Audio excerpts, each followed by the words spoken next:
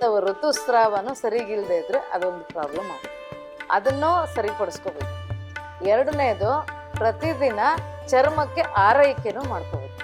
ಚರ್ಮಕ್ಕೆ ಆರೈಕೆ ಹೇಳ್ದಂಗೆ ಜೇನುತುಪ್ಪ ಹಚ್ಬೋದು, ಎಳನೀರು ಹಚ್ಬೋದು, ಮತ್ತು ನಮ್ಮ ರೋಸ್ ವಾಟರ್ ಹಚ್ಬೋದು.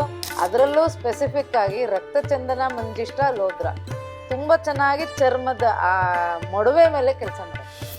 ಕೆಮಿಕಲ್ ಇಲ್ಲದೇನೆ ಪಿಂಪಲ್ಸ್ ಮೇಂಟೈನ್ ಮಾಡೋದು ಹೆಂಗೆ, ಇದು ಪ್ರಶ್ನೆ ಹೌದಾನೆ?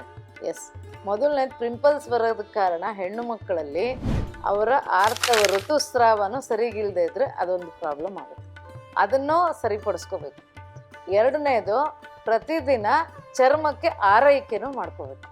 ಚರ್ಮಕ್ಕೆ ಆರೈಕೆ ಹೇಳ್ದಂಗೆ ಜೇನುತುಪ್ಪ ಹಚ್ಬೋದು, ಎಳನೀರು ಹಚ್ಬೋದು, ಮತ್ತು ನಮ್ಮ ರೋಸ್ ವಾಟರ್ ಹಚ್ಬೋದು. ಈ ರಕ್ತಚಂದನ, ಮಂಜಿಷ್ಟ ಒಂದು ಪುಡಿ ಮಾಡಿಕೊಂಡು ಅದಕ್ಕೆ ಹಾಲಲ್ಲಿ ಕಲಸಿ ಹಚ್ಬೋದು.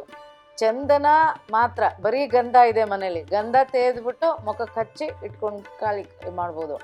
ಆಮೇಲೆ ಮಂಜಿಷ್ಟ, ಎಷ್ಟಿ, ರಕ್ತಚಂದನ, ಲೋದ್ರ ಇವುಗಳನ್ನು ಪೌಡ್ರನ್ನ ಮಿಕ್ಸ್ ಮಾಡಿಕೊಂಡು ಹಾಲಲ್ಲಿ ಕಲಸಿ ಹಚ್ಚಿ ಇಟ್ಬಿಟ್ಟು ಮುಖ ತೊಳಿಬೋದು. ಅದರಲ್ಲೂ ಸ್ಪೆಸಿಫಿಕ್ ಆಗಿ ರಕ್ತಚಂದನ, ಮಂಜಿಷ್ಟ, ಲೋದ್ರ ತುಂಬ ಚೆನ್ನಾಗಿ ಚರ್ಮದ ಆ ಮೊಡವೆ ಮೇಲೆ ಕೆಲಸ ಮಾಡುತ್ತೆ.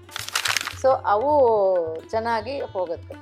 ಅದರಲ್ಲೂ ಎಷ್ಟು ತರಾವರಿ ಆಯುರ್ವೇದದಲ್ಲಿದೆ.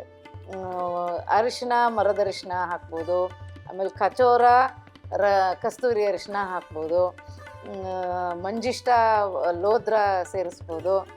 ಆಮೇಲೆ ಮತ್ತು ನಮ್ಮ ಮುಲ್ತಾನಿ ಮಿಟ್ಟಿ ಇದನ್ನು ಹಾಕ್ಬೋದು. ಇವೆಲ್ಲ ಮಾಡಬೇಕು.